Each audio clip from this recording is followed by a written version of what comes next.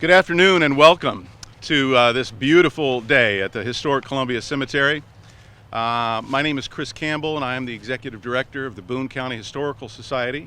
I represent one of 5 organizations that came together to create this opportunity to recognize someone that is long overdue in terms of recognition. I want to welcome those of you that are watching from home on our live telestream event. Thank you for joining us.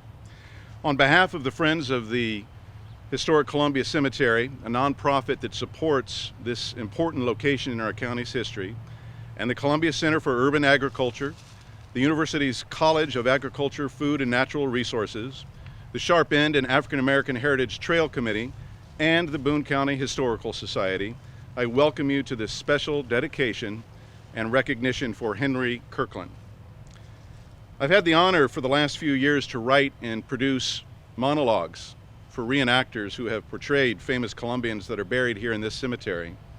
In early 2019, I was asked to write a first-person monologue for Henry Kirklin. I knew of Kirklin, but was surprised and disappointed that he didn't have a marker or a headstone of any kind. I recognized that the actor who would portray Kirklin, if standing at this gravesite, would need to recognize that fact. By doing so, Rodney Sheely, who will be speaking here just in a few moments, portrayed Kirklin that day and gave notice to the event's audiences that something should be done to give Mr. Kirklin appropriate recognition in this cemetery. Kirklin was a black man born before emancipation who excelled through his natural talents and self-education to an extent difficult to fathom due to the fact that his entire professional career took place during Jim Crow and in the Little Dixie Belt of Missouri. It began when he was 14. He was hired out to work at the farm of retired General Joseph Beeler Douglas, a former Boone County sheriff and a county clerk as well as a Union officer. And in Douglas's greenhouse is where Henry began to work. Douglas himself, it appears, had such an affinity for gardening that he hired 2 German master gardeners to manage his greenhouse. Kirklin, for 30 cents a day at first, got his education in gardening, pruning, and grafting from those 2 apparently very demanding taskmasters. By the time he was in his young 20s, he had been hired by the state of Missouri for its Board of Agriculture so that he could be sent out throughout the state to teach gardening and horticulture to those of his race. When he was 25 years old, the University of Missouri hired him to manage their School of Agriculture's greenhouse. And it was not long before Henry's supervisor, a professor in that school, was too busy to teach every class of his, and so he turned over those classes that could be taught outdoors to Henry. We don't know the exact year, but it's likely that it was around the late 1880s. Henry began teaching hundreds of white students at a university that would not officially recognize him as a teacher, or let him teach indoors, or allow a black student to gain admission to the university for another 60-plus years. As the decades passed and Henry began to farm for himself on his own land on Switzler Street, his reputation grew. And I mean it grew across the nation. He often attended black businessmen's conferences across the country where he lectured not just on horticulture, but entrepreneurship in the Negro community. He died in 1938, and we do not know if he once had a marker, but we do know that he was a Columbian who certainly deserves one, and much more. I want to thank everybody on the committee who fundraised for this, and I especially want to thank all of the donors who made this possible through small and large donations alike. Let us all commit to doing more in this community, to keep Henry Kirklin's legacy alive, and so that he's well known to every young person in our schools and at the University of Missouri. Ladies and gentlemen, it now gives me a lot of pleasure to be able to introduce to you the fine actor who portrayed Henry Kirklin at this spot 18 months ago. He's a native Columbian who has 30 years of experience on New York City's stages. This is Rodney Sheely.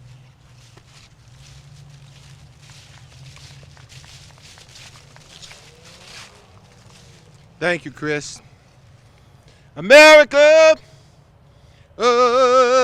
America, God shed his grace on thee and crown thy good with brotherhood from sea to shining sea. E pluribus unum. That is a Latin phrase that means out of many, one. Joe Douglas was one. He was one white man who was brave enough in 1872 to hire a young black man and fulfill the second commandment, to love your brother and your neighbor as yourself. And he gave him opportunity that the whole world benefited from. Joe Douglas could have been killed for what he did. Not only killed himself, but his family. Back then in 1872, they would kill your family and everyone who associated with you for educating a black man. And it was the love of God that was in Joe Douglas that made him stand up in those times. And I opened this presentation with America because today I am so happy and proud to be an American, to see the love of God manifest to all mankind. Just like Joe Douglas back in 1872 when he hired a young black boy and gave him a future and gave many other black children in their community hope. We today must press forward and remember that America has always been great. And the love story of Joe Douglas just proves it. It is proven in the fact that the Underground Railroad ran by Harriet Tubman, a black woman. She didn't do it on her own. It took the help and the love of her white brothers and sisters to hide them, to escort them into freedom. You see, God had a plan from the beginning, and that plan is still working today. So we should stand up, and we should be happy, and we should commemorate all of these beautiful people, because all lives matter, and it doesn't matter, like Dr. King said. Everyone should be judged by the content of their character and not the color of their skin. And that is why today it is with joy and with gladness and great pride that I stand here and say thank you that you gave me the gift to give life to Henry Kirklin, because he was not a bitter man. He loved and he shared his gifts. And I say to all children, be like Dr. King wanted it to be. Because I'm sure he's standing up there looking down too and saying that his dream, because he said, I had a dream that one day little black children and little white children and little Asian children would be able to learn together. And that's happening today right here in America. We have something to be proud about. It was a gift for me to play Henry Kirklin. I grew up in the same church that is standing on the corner of 5th and Park today at St. Paul AME Church. My mother died being an active member of that church. It was a full circle moment for me to go to New York only to come back here and play that character. It was a gift and a love of God for me to give Henry Kirklin life. And I thank you all for this opportunity. And I thank the people who thought it not robbery to go and commemorate this man who gave so much, not just to Columbia, but to the world.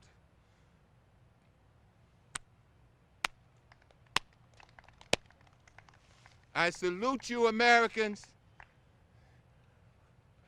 The best is yet to come. Keep marching on.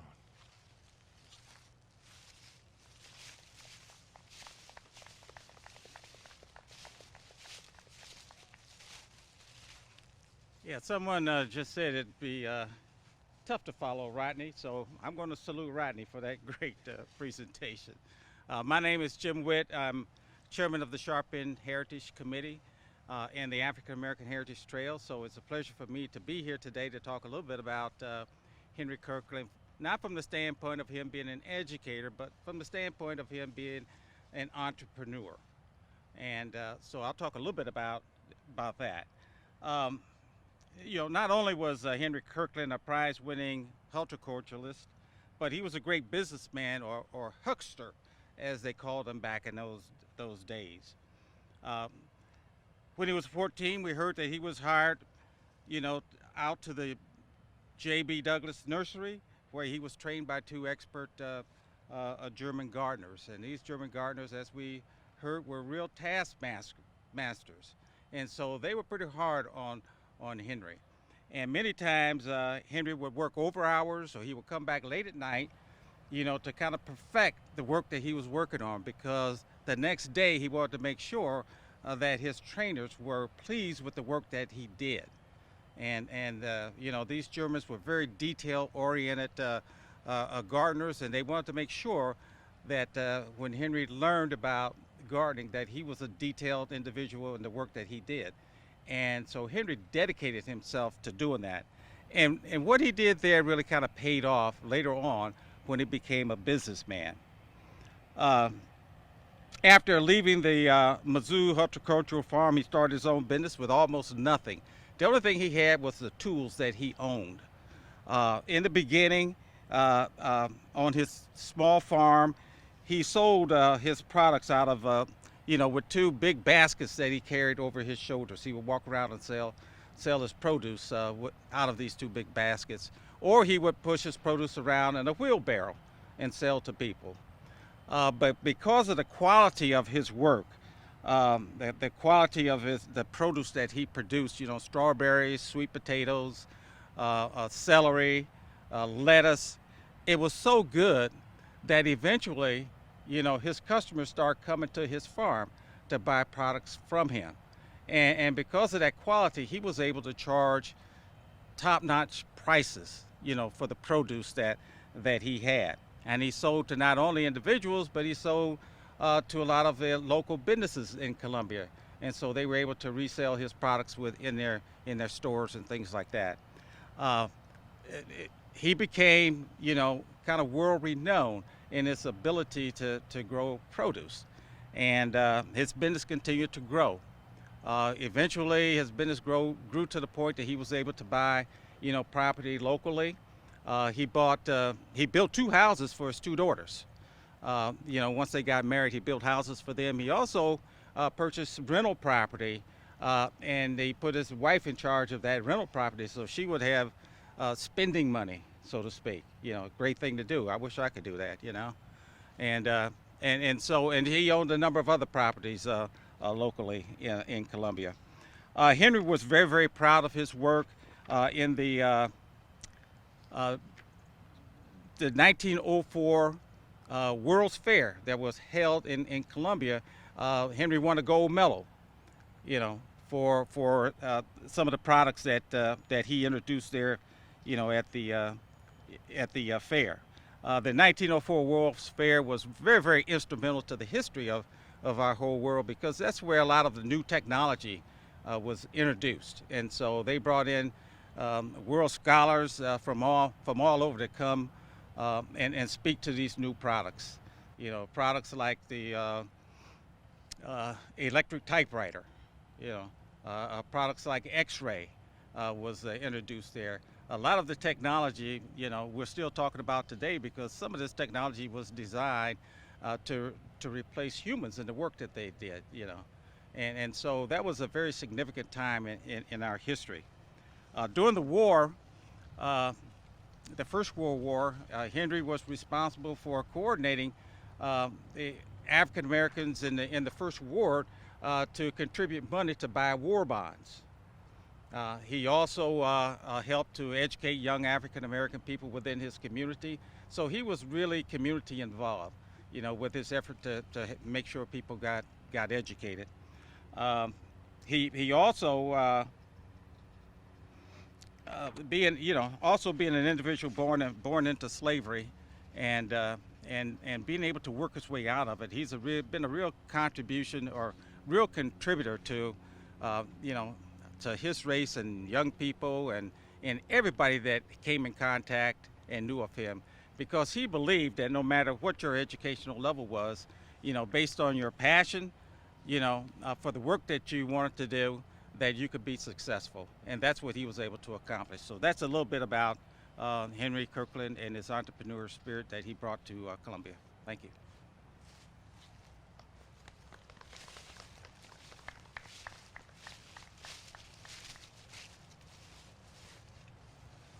Thank you, Jim.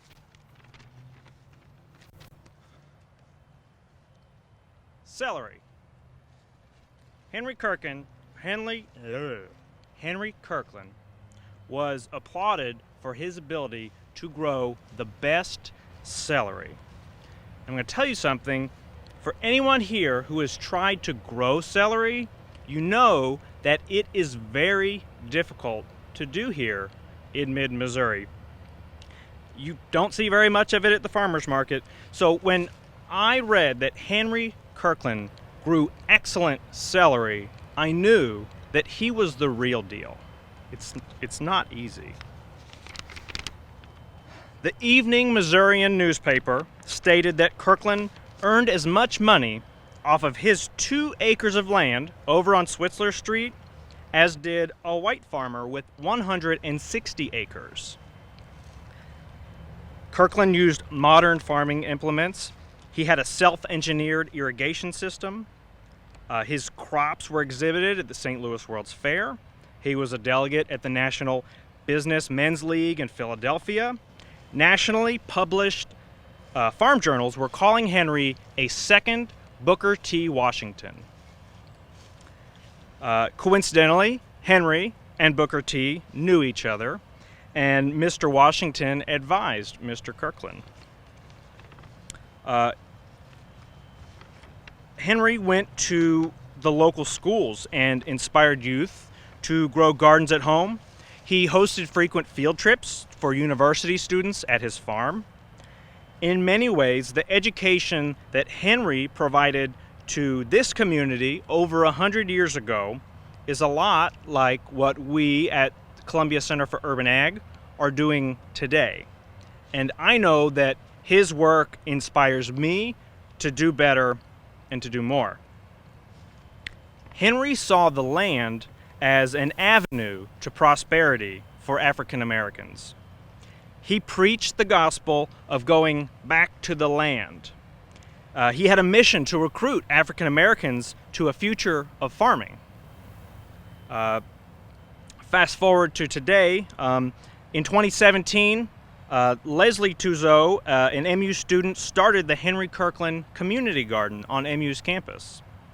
And earlier this year, to honor Henry, CCUA started a scholarship fund, the Henry Kirklin Black Farmer Scholarship Fund, to support aspiring black farmers in starting up their farm businesses. I don't want this headstone to mark the end of Mr. Kirklin's recognition in this community. I want to see his name on street signs and on buildings. We see the names of many of our town's early founders, early business pioneers, and prominent people in plain sight every day. Why not Kirklin's? I want kids to learn about Henry Kirklin in school, and I want this headstone to be the beginning of a wave of recognition of Henry Kirklin's accomplishments. In researching Mr. Kirklin's life, I came across a quote about him that I wanted to share with you. It was published in an African American newspaper called The Professional World. I think it really sums up how people felt about Henry during his lifetime. It goes, "No man in Columbia stands higher in the estimation of the people than does Mr. Henry Kirklin." Thank you.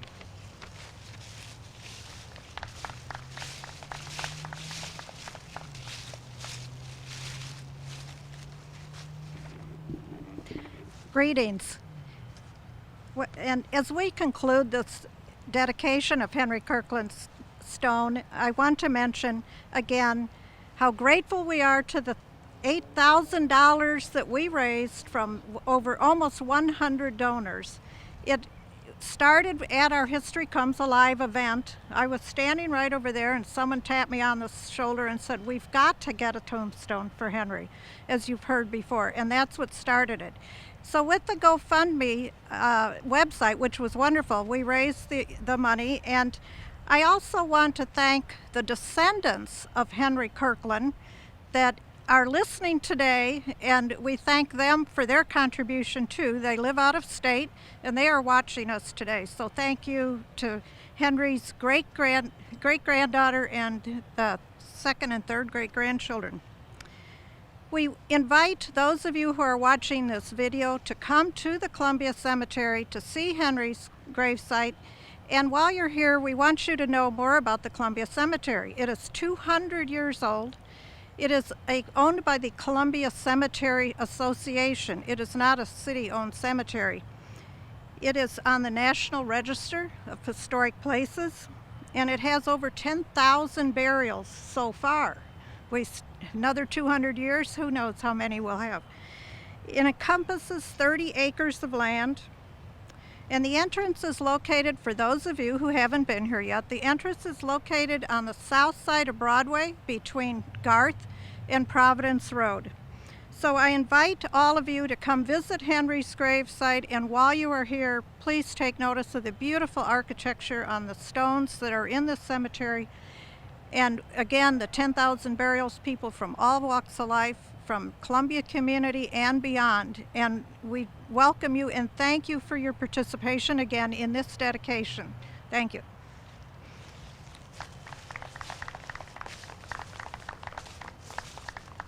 America, America, God shed his grace on thee and crown thy good with brotherhood from sea to shining